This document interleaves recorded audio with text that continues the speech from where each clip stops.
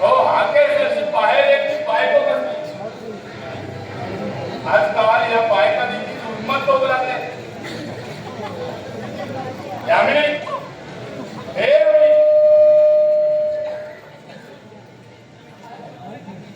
कुठं बडबड होती होय आता काय तर तिथे तुझ्या डोळ्यात गेली दिसतंय आणि काय तुझ्या डोळ्यात दुःख असतो. अगं हे असं सदा सदा माझ्या घरात दुःख असतो काय करतेस तू लाज नाही वाटत तुला विचारायला आणि असं दुःख पण मला तरी काय केला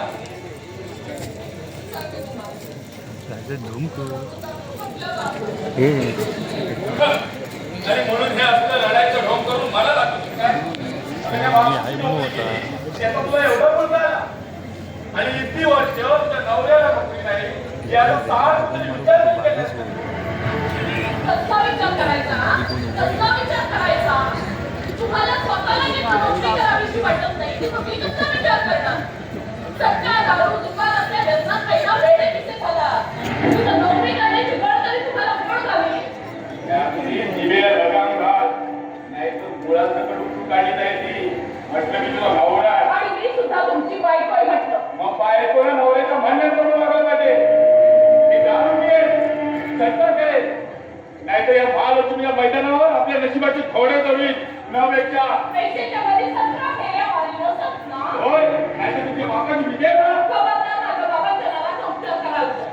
त्यांच्या नावाचा उपचार करण्या एवढं देखील पवित्र तुमच्या विवेक पाहिजे. मुळासमोर उद्गते त्याची कल्पना आहे ना तुला पूर्ण विचारा आमचीच मी प्रत्येक शब्द उच्चारले. तुम्ही ताळ तंत्र सोडलेला असतं ना तरी मी सोडलेलं नाही. माझी अजून टवाटवा मांडलेली नाहीये मी तुमच्याप्रमाणे आणि स्त्री धर्माला कलंक लागेल याचं नीच कृत्य कदापि माझ्या हातून घडणं शक्य नाही. का असं पातळीचा कॅम्पा मिळून मला चिरवण्याचा प्रयत्न करतेस. अगं तू करत असलेल्या कृत्याचा मला सगळं काही माहिती आहे.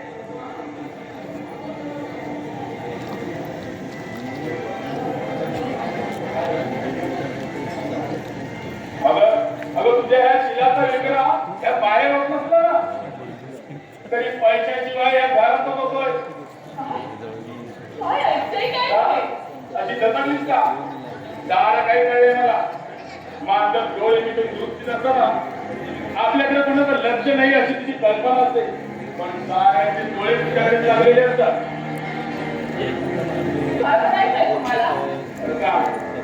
या बापूचं आणि तुझा आलेली संबंधही नाही.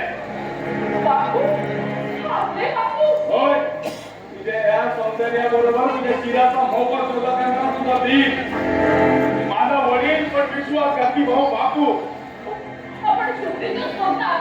अगं मी शुद्धीच बोलतोय पण त्याच्या दीर्घ संवासात तुझी शुद्धता तुझी दिसते.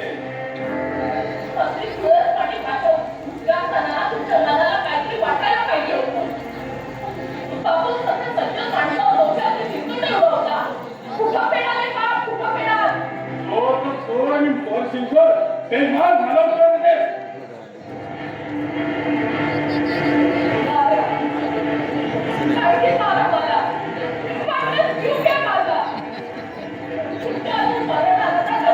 भूमिका आहे ना त्याची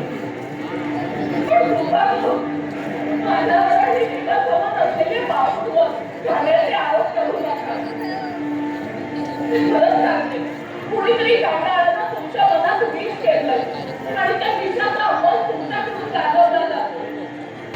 ईश्वराला स्मरून जाते. एकदाही माझ्याकडे वाकड्या नजरेनं पाहिलेलं नाही. बापू चोर माणूस आहे तू देव माणूस आहे कसं वाटून देऊ तुम्हाला. यापुढे तुझं मला काय ऐकायचं नाही.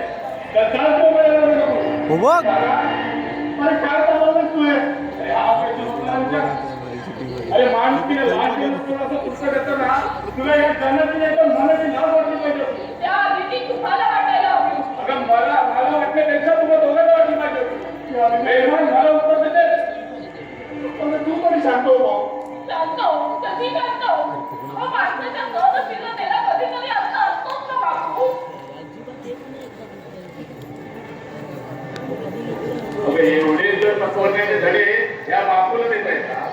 मग ह्या बापूचं पाऊल वाकडं पडत त्याला सावरण्याचा का प्रयत्न केला नाही म्हणजे अरे काय म्हणतोय तुम्ही दादा बापू अरे तू डोळे असून आंधळ हे कान असून बैल आहे आणि तोंड असून मुकद्दम आहे अरे काय म्हणतोय तू अरे कोणत्या तोंडावर तुला सांगू तू माझा भाऊ नाही का फक्त वैरी आहेस वैरी अरे पण तू काय बोलतोय अरे मला मी सांगते की नाही अरे वेळा अरे का असं असतं माझं तू माझ्या तिघा भावांच्या सुखा करता तू माझ्या सुखी देवीकडे सुद्धा दुर्लक्ष केलं आणि आज तू असं माझ्याकडे उलटपणे वागतो अरे सांग मी असं कोणता अपराध केलाय दादा अरे सांग ना त्यांना कशाला विचारता मी सांगते ना त्यांची बायको तुमच्याबरोबर प्रेमाचे चाळे करते म्हणून त्यांच्या मनात संशयाचं बीज कुणी तरी पेरलं. अहो कोणी नाही का त्याला या संध्याकाळ तुमच्या दोघांच्या प्रेम चाळे अगोदर मला सांगितलंय अगं प्रत्यक्ष डोळ्याने तुमचे फायदे चाळे पाहिले की नाही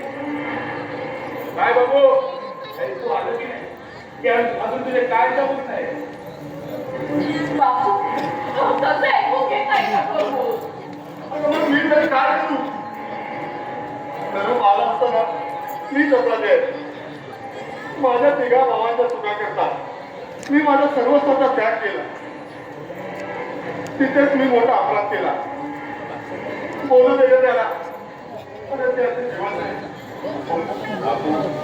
अरे बापाला वाटा मोठी असते बघा माणूस नेहमी जोजवळपणे बोलण्याचा प्रयत्न करतो पण ही अशी लपवायची भाषा करून मला पकडचा प्रयत्न म्हणून नाही तर काही फार वाईट होते एवढं फक्त लक्षात ठेव